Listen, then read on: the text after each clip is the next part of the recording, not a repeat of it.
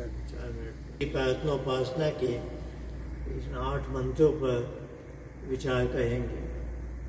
ये मंत्र ऋषियों ने बड़े ही सुंदर ढंग से रखे और इनके क्रम के बारे में मैं जब विचार करता हूँ तो बड़ा अच्छा लगता है। तो आधा घंटा या 25 मिनट किसी 2 बार हमें मिलने का अवसर है, तो आज मैं 5 मंत्रों पर लूँगा। कुल 8 मंत्र हैं और अगले रविवार को बाकी 3 मंत्र। तो इन पर आप सब परिचित हैं, इन मंत्रों से हम सबको प्राय याद है और मेरे ख्याल से यहाँ सब हिंदी समझते हैं, तो हिंदी में ही बोल रहा हूँ। कुछ युवक आते तो मैं शायद अभी हिंदी ही ठीक है। तो सबसे पहला मंत्र है जो मैंने अभी बोला भी था, जो महर्षि दयानंद को बहुत पसंद है। वो वेद भाष्य के हर अध्याय के बाद इसको लिखते हैं। तो विश्वानि देव सविता दुहितानि परासुर यद भद्रम तन्न आसुर। तो यह इस मंत्र, ये भी गायत्री मंत्र है इस दृष्टि से कि इसमें भी 24 अक्षर। तो गायत्री एक छंद का नाम है, 24 अक्षर हैं तो मंत्र का छंद गायत्री कहलाता है। जैसे संध्या का पहला मंत्र है शन्नो देवी भिष्ट, वो भी गायत्री छंद है। तो बहुत सारे मंत्र इस छंद में है। और हम जब गायत्री मंत्र बोलते हैं तो भूर्भुवः स्वः तत्सवितुर्वरेण्यं मंत्र, तो उस दृष्टि से ये गायत्री मंत्र है। गायत्री मंत्र का भी देवता सविता है, तत्सवितुर्वरेण्यम। यहाँ भी मंत्र का देवता सविता है। विश्वानि देव सविता दुहितानि परा। सविता शब्द हिंदी में बोलेंगे तो स्त्रीवाचक शब्द है, महिलाओं का नाम होता है। तो संस्कृत में ये पुल्लिंग शब्द है, सविता देवता है। सविता देव आया, देवी नहीं आया। शन्नो देवी में आपा देवी है, आपा शब्द स्त्रीलिंगी है। यहाँ सविता शब्द पुल्लिंगी है, शब्द पुल्लिंग। तो सविता देव, तो हे सविता देव। और ये मंत्र कुछ विचित्र सा है, विचित्र शब्द अच्छा नहीं है। विचित्र इसलिए कि इसमें स्तुति भी है, प्रार्थना भी है, उपासना का भी भाव है। स्तुति क्या है कि तुम्हारे पास ऐसा कुछ जादू है कि तुम्हारे पास मैं आऊं तो समस्त द्वैत का अर्थ महर्षि दयानंद ने किया है दुख, दुर्गुण और दुर्व्यसन। तो दुख तो हम परिचित हैं, हमारे जीवन में दुख आ ही जाते हैं, बिना बुलाए आ जाते हैं। तो जिस चीज़ से दुख बड़ा सब्जेक्टिव कहलाता है। किसी को कोई चीज़ से दुख होता है और वही चीज़ दूसरे व्यक्ति को शायद दुख ना दे और उसको कोई और चीज़ दुख दे।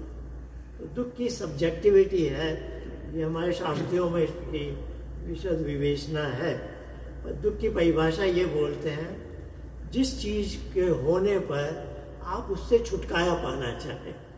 तो जब जैसी परिस्थिति आ जाए आप फिर छटपटाने लगते हैं, उद्विग्नता कहते हैं इसको, कि मैं इससे छुटकारा पाना चाहता हूँ। तो वह होता है दुख। अब दुख क्यों आते हैं? दुख ऐसे ही तो नहीं आते। हमारे यहाँ कर्म फल का सिद्धांत है कि जैसे कर्म करोगे वैसे फल भोगने पड़ते हैं। बोलते हैं जब आप पुण्य कर्म करते हो तो उसका फल सुख है, और अपुण्य कर्म का, अपुण्य को आप पाप भी समझ सकते हैं, और हमारे योग दर्शन की भाषा में उसे अपुण्य कहा गया है। तो बहुत सी बातों में विस्तार से नहीं जाएंगे। और अपुण्य में जो पाप भी निहित है, तो जो गलत कर्म करते हैं उसका फल दुख है। और कुछ न कुछ हमसे गलतियां हो ही जाती हैं, कभी हुई होगी, तो उस समय किसी समय विशेष में किसी गलत कर्म का हमें फल दुख मिल रहा है। अब ये बीच में जो अवधि है ये लंबी जेस्टेशन पीरियड कहलाता है। किसी कर्म का फल तुरंत मिल जाता है, किसी का कर्म कुछ घंटों के बाद, किसी का कई दिन, महीनों या अगले जन्म में मिलता है। तो ये है उस समय तक वो कर्म कहाँ रहते हैं, उसको कहते हैं कर्माशय। तो कर्माशय एक कल्पना आप कीजिए, एक बर्तन है, उसमें बहुत सारी सब्जी और बहुत सारी चीज़ें डाल दी हैं और रसोई के चूल्हे पर पक रही है। तो कर्माशय एक बर्तन है जिसमें आपके सारे कर्म डलते जा रहे हैं और समय आने पर कोई चीज पक जाएगी तो उसको भी कहते हैं कर्म विपाक। कर्म का पक गया। कर्म विपाक के बाद क्या हुआ? कर्म फल मिला। तो आज उसने कर्म किया, कर्म कर्माशय में बैठा हुआ है, कर्माशय का विपाक होगा, वो पक जाएगा। तो कर्म विपाक होगा तो आपके ऊपर आएगा, आपको कर्म फल होगा। उसका स्वाद खट्टा मीठा भी हो सकता है, कड़वा भी हो सकता है। तो सुख और दुख कुछ इस तरह की चीजें हैं। तो महर्षियों ने बहुत सोचा। तो महर्षि दयानंद ने क्यों इस क्रम में कहा दुख इसलिए है कि तुम्हारे अंदर कुछ दुर्गुण आ गए हैं कि तुमने कुछ दुष्कर्म किए, गलत कर्म किए, तो दुख। और वही दुर्गुण कुछ ज्यादा एक के बाद एक करोगे तो दुर्व्यसन हो जाए। तो उनके क्रम बड़ा ऋषियों की शब्दावली को समझना पड़ता है। तो द्वैतानी का अर्थ उन्होंने किया है दुख, दुर्गुण, दुर्व्यसन, जिनसे हम दुख ईश्वर को हमें दुख देने में मजा नहीं आता है, हम ही दुख को बुलाते हैं। तो यह क्रम बताया कि हमारे मन में कुछ ऐसे संस्कार आ गए हैं, या सांख्य योग की भाषा में कहते हैं कि हमारे अहंकार एक डिवाइस है हमारे मन की, उसमें कुछ संस्कार है। अब वो संस्कार क्लेश वाले कहलाए जाते हैं, राग द्वेष वाले, उस तरह की चीजें। उसके वश में हम गलत कर्म, उसके वश में हम सकाम कर्म करते हैं। देखिए ये लंबी चौड़ी फिलॉसफी है। क्लेश होने से हम सकाम कर्म कहते हैं। अब सकाम कर्म के दो भाग हो गए, धर्मानुसार, अधर्मानुसार। धर्म वाले किए तो सुख होगा और अधर्म वाले किए तो दुख होगा। और एक तीसरी श्रेणी अजीब सी है कर्म की, यही वेदों का चिंतन है। वो धर्मानुसार तो है ही, लेकिन निष्काम भाव से, तो वो तीसरी श्रेणी है। तो कर्म की तीन श्रेणियां मैंने ऐसी संक्षेप में बताई आपको कि सबसे नीचे वाला व्यक्ति क्या है? अधर्म कर रहा है, शॉर्टकट मार के दूसरे को धोखा दे के जल्दी पैसा कमाने का। ऐसे होते हैं ना दुनिया में। कुछ है ये सकाम कर्म है लेकिन अधर्म है। कुछ है अपनी दुकान खोल ली, ईमानदारी से व्यवहार कर रहा है, वो भी सकाम कर्म है, प्रॉफिट कमाना चाहता है लेकिन ईमानदारी से, वो धर्मानुसार सकाम कर्म। अब एक कुछ है जो धर्मानुसार कर्म करते हैं लेकिन उनके सारे कर्म ईश्वर को समर्पित हो जाते हैं। वो बोलते हैं मैं सारा लाभ तुम्हारा है, मेरा नहीं है, ये पूरा कर्म मैंने तुम्हें समर्पित कर दिया। तो ये निष्काम कर्म है। योग दर्शन में इसको आता है योगियों के कर्म कैसे हैं? अशुक्ल अकृष्ण, न सफेद है न काले हैं, वो उससे परे है। धर्म भी नहीं है, अधर्म भी नहीं है, उसके ऊपर। तो ये मैंने द्वैतानी का आपको बताया। द्वैतानी पया सुअर दूर चले जाएं मेरे दुख, दुर्गुण, दुर्व्यसन। तो इसमें प्रार्थना का भी भाव है, हे ईश्वर ऐसा हो जाए, तुम वही इसमें सहायता करो। और ये हो जाए, ये चले जाएंगे तो क्या होगा? मुझे अच्छी चीजें दे दो, भद्र आस। तो इसमें बड़ी अच्छी अच्छी बातें हैं। पहले तो है विश्वानी द्वैतान, विश्व धातु है उनकी, विश्व से बना है विश्व। तो महर्षि दयानंद पहले समुल्लास में ईश्वर के 100 के लगभग नाम लिखते हैं। तो एक नाम विश्व भी लिखा कि विश्व क्या है? जिसके अंदर वो प्रवेश कर जाता है। आप हम इस हिंदी के शब्द से परिचित है, प्रवेश। प्रवेश में भी प आप उपसर्ग हटा दें तो वेश है। तो वही वेश की धातु विश्व वाली धातु है ना, जिसमें प्रवेश। तो इस विश्व को विश्व क्यों कहते हैं? ईश्वर का इसमें प्रवेश हुआ है ना, तो इसलिए इसको कहते हैं विश्व।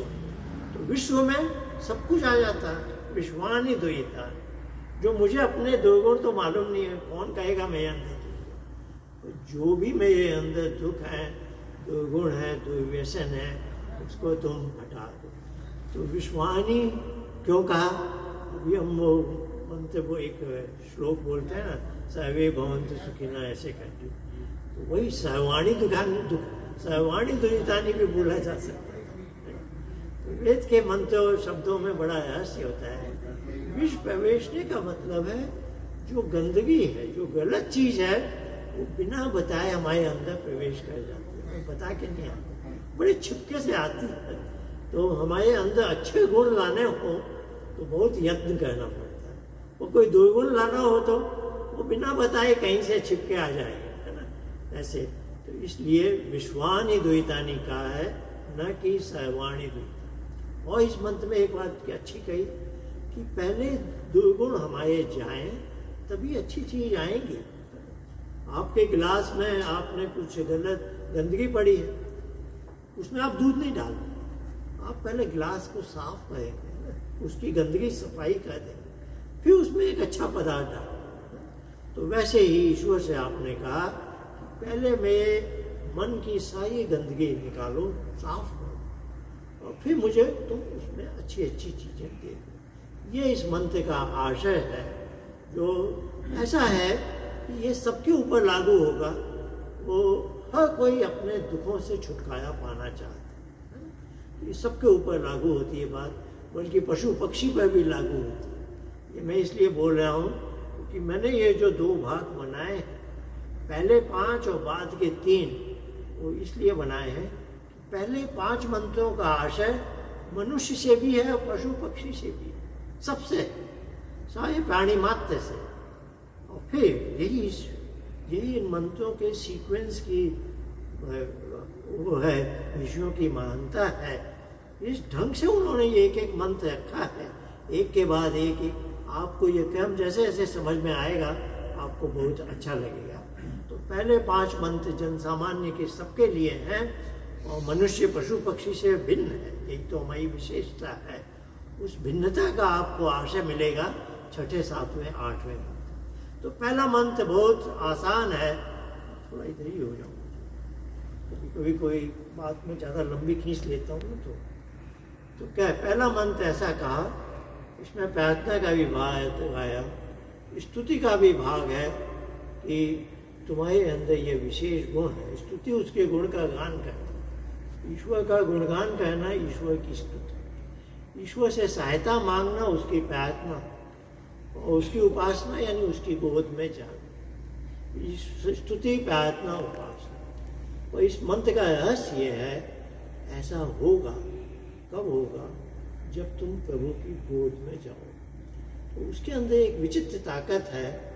जब हम उसकी गोद में, उपासना जिसको कहते हैं, जब योगश्चित्त वेत्ति नहीं होता, चित्त की यानी माइंड की सारी हलचल रुक जाए, सारी हलचल रुक जाती है, तब आपका उससे योग होता है। ये हो गया ना, सीधी सादी बात है, योगश्चित्त वेत्ति निरोध। जब आपके माइंड की सारी हलचल गतिविधि रुक गई, निरोध हो गया, यानी रुक जाना। चित्त है हमारा माइंड का सबसे अंदर वाला हिस्सा, वृत्ति यानी उसकी एक्टिविटी, हमारे माइंड, इनर मोस्ट माइंड की सारी एक्टिविटी निरोध यानी सबड्यू, रुक जाना, तब मेरा उससे योग होता है। आप समझ गए ना, बहुत ऋषियों की बात बहुत सीधी सादी होती है। योगश्चित्त वेत्ति निरोध, तो यही होती है उपासना, उसकी गोद में आसन बैठना। उपासना का क्या मतलब है, उसके समीप बैठना, आसन माने बैठना। तो योगश्चित्त वेत्ति, अब आपने माइंड को एकदम इनएक्टिव कर दिया, थोड़ी इनएक्टिव। अब आपके पास, आप उसकी गोद में है, अब वो आपके माइंड की वॉशिंग एंड सर्विसिंग कर। जैसे आपने कार चला ली 3-4 हज़ार किलोमीटर, फिर आप क्या करते हैं, एक मैकेनिक को दे देते हैं, वो उसकी अच्छी सर्विसिंग कर देता है। और जब वो सर्विसिंग तभी तो कर सकता है जब आप उसका उपयोग नहीं करें। आप कार चलाते चलाते उसकी सर्विसिंग नहीं कर सकते। तो किसी भी सिस्टम की ओवरहॉलिंग करनी हो, उसको दुरुस्त करना हो, तो उस सिस्टम को इनएक्टिव स्टेट में रखना होगा और उसके एक्सपर्ट को देना होगा। जैसे आपका लैपटॉप बिगड़ गया, तो आप लैपटॉप इस्तेमाल बोलेंगे, एक दिन के लिए मैं इसका उपयोग नहीं, एक दुकान वाले को देंगे, चाहे ठीक कर दो, इसका क्या कुछ गड़बड़ हो गई। ऐसे ही आपकी कार भी काफ़ी किलोमीटर चला लिए, मील चला लिया आपने, अब आपको लंबा कहीं जाना है, यहाँ से अटलांटा जाना है, तो आप कहते हैं मेरी कार ठीक होनी चाहिए, इतनी दूर में ले जा रहा हूँ। तो आप एक मैकेनिक को देंगे और वो उसको सर्विसिंग कर देगा, फिर आप लेंगे, हाँ ये अब अच्छी बात है। किसी भी सिस्टम की, वैसे ही हमारा जो माइंड वाला सिस्टम है बहुत कॉम्प्लेक्स सिस्टम। चित्तवृत्ति निरोध किया, अब ईश्वर उस माइंड को ये कहने लगता है जो इस मंत्र में है। साई उसकी दुयतानी को हटा देगा और उसमें अच्छे अच्छे बीज डाल देगा। आप समझ गए? तो ये इसने उपासना का भाव है, लेकिन उपासना का मंत्र बोलने से उपासना नहीं होती, ये ध्यान रखिएगा। उपासना परक मंत्र से आपको उत्साहित किया जा रहा है कि आप उपासना में बैठ गए। उपासना में जब बैठेंगे वही है योग चित्तवृत्ति निरोध। आपको मन एकदम शांत करना होगा और उस समय ये चीज ईश्वर का ये जादू काम करेगा। आपके माइंड की एकदम कायाकल्प बदल जाएगी। फिर आप बाहर आएंगे, अपने माइंड का उससे अपने माइंड का हैंड ओवर कर देगा वो आपको जैसे अच्छी नींद के बाद अच्छा लगता है, अच्छी नींद के बाद आराम मिलता है दिमाग को, मन को, लेकिन मन में कोई परिवर्तन नहीं है। लेकिन योगाभ्यास से, उपासना से क्या होगा, आपके मन को आराम भी मिला और उसकी पर्सनैलिटी, आपकी सब चीज बदल जाएगी। आपके बहुत सारे लाइक्स एंड डिसलाइक्स, आपकी आदतें बोलता है ना, दुर्व्यसन हट जाए, बहुत सी चीजें बदल जाए। तो ये पहले मंत्र का बड़ा ही विशेष अर्थ है जो सबके ऊपर लागू होता है। अब मैं थोड़ा जल्दी जल्दी जा रहा हूँ। ओम हिरण्य गर्भः समवर्तता भूतस्य जातः पतिः सदाधार पृथ्वी द्यामते। देखिए, हम इस जगत में आने वाले हैं। कल्पना कीजिए, एक युवक युवती का विवाह हो गया, अब वो सोच रहे हैं कि एक परिवार बढ़ाएं। अभी तक एक छोटे अपार्टमेंट में थे, अब वो कहते हैं छोटा बच्चा है, खेलने की जगह होनी चाहिए, चलो एक छोटा सा घर नहीं है। बच्चे के आने के पहले वो तैयारी करें। वैसे ही ईश्वर हम सब प्राणी मात्र को इस संसार में भेजने वाला है। सबसे पहले वो करता क्या है, हिरण्य गर्भ, उसी के गर्भ में ये सारा संसार समवत ताज्ञ, ये पहले से है, अज्ञ पहले, हम सब के आने के पहले से।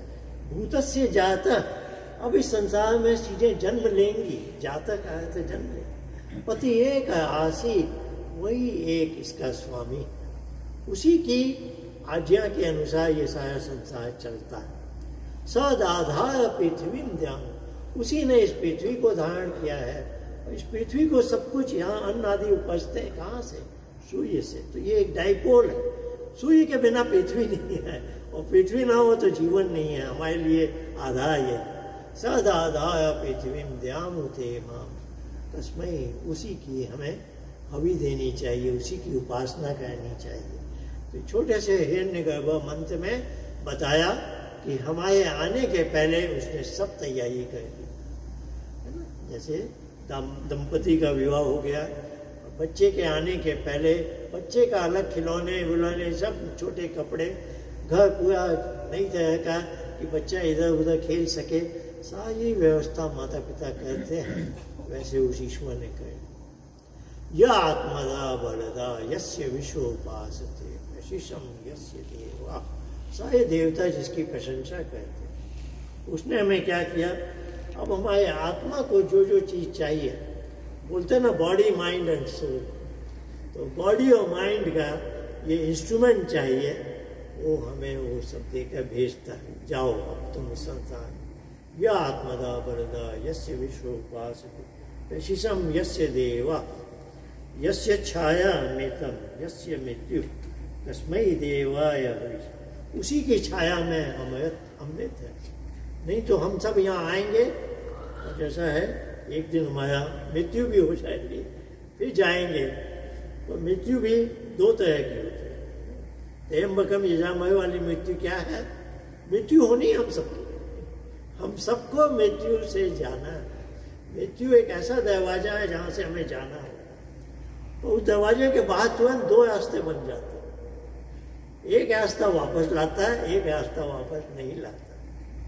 तो जो रास्ता वापस लाता है वो सांसारिक रास्ता है, जो वापस नहीं आता है वो मोक्ष मार्ग कहलाता है। पर मृत्यु के दरवाजे से सबको जाना पड़ता है। पर बोलचाल में हम कह देते हैं वह अमर हो गया। अमर होने का याद नहीं, वो मरा नहीं, मर तो गया लेकिन मर कर वापस मरने नहीं आएगा, अब दोबारा नहीं मरेगा। एक बात तो हम सबको, लेकिन दोबारा नहीं मरना, क्योंकि दोबारा इस संसार में आएंगे तो फिर मृत्यु होगी, तो वो रास्ता कोई और है। तो यस्य छाया, उसने हमें इस संसार में बॉडी और माइंड के बल के साथ भेजा है, यह आत्मदा बलदा यस्य विश्व। और उसकी छाया में यदि हम रहेंगे तो हम अमृत वाले रास्ते में जाएंगे, मृत्यु के बाद हमें नहीं आना होगा। इस बात तो आ गए हैं, आना नहीं पड़ेगा। और यदि तुम उसको नहीं मानते और उसकी छाया से बाहर नहीं जा सकते, बड़ी विचित्र अलंकार है यहाँ। यस्य छाया अमृतम यस्य मृत्यु, तुम उसकी छाया के बाहर नहीं जा सकते, पर असल में तुम उसकी छाया की शांति को पाओगे तो अमृत लोक में जाओगे, नहीं तो यस्य मृत्यु, फिर से मृत्यु को पाओगे। तो बहुत अच्छे अच्छे अर्थ है इसमें आया ये भाव कि बॉडी और माइंड के साथ मेरे आत्मा को अब उसने अच्छी तरह से पैक करके भेजा है। ये शरीर को, मन की विशेषताओं के बारे में जो चर्चा हो तो बहुत लंबी चर्चा है, सब ईश्वर की बनाई है, हमारे इंस्ट्रूमेंट्स हैं बॉडी एंड माइंड, इसको बना के वो हमें भेजता है और फिर कह देता है तुम मुझसे यदि जुड़े हो, इस संसार में खो गए तो फिर मृत्यु होगी, संसार में रहते हुए भी मुझसे जुड़े हो, मेरी छाया का सुख शांति पा है, तो तुम्हें मृत्यु एक ही बार देखनी होगी, दोबारा नहीं देखनी। क्योंकि हमारे बॉडी और माइंड को ऐसे को देकर भेजने का मंत्र है। अब ये बॉडी और माइंड को देकर, जैसे अभी मुखी जी ने मंत्र गा दिया, मुझे मैं किताब देख रहा हूँ क्या क्या मंत्र यहाँ बोले जाते, उन्होंने गा दिया स्तुता मया वैना वेद माता पावमानी दे आयु प्राणम पे, आयु लंबी मिले लेकिन प्राण शक्ति ना हो तो ठीक नहीं, आप बिस्तर पर नहीं लेटना। तो ये बॉडी और माइंड चलते कैसे हैं, मेडिकल साइंस वाले भी अपने ढंग से बोलते हैं कि ये नर्वस सिस्टम काम करेगा, कार्डियक सिस्टम काम, हमारे ईश्वर ने बोल दिया प्राण शक्ति से चल।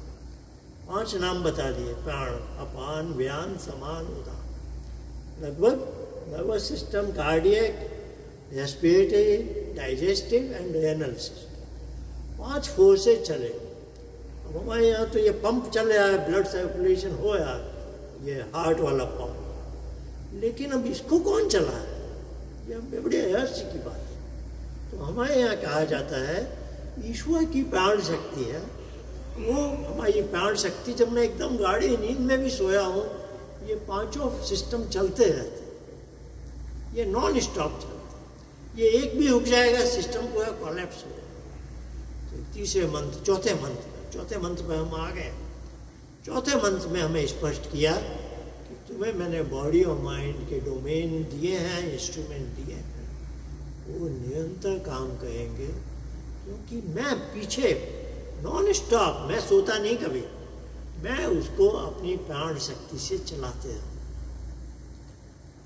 मैं तुम्हें केवल आयु देकर नहीं भेज रहा हूं, हम लोग नहीं तो हमारा सिस्टम बिगड़ जाता है, हम किसी और के पास ले जाते हैं।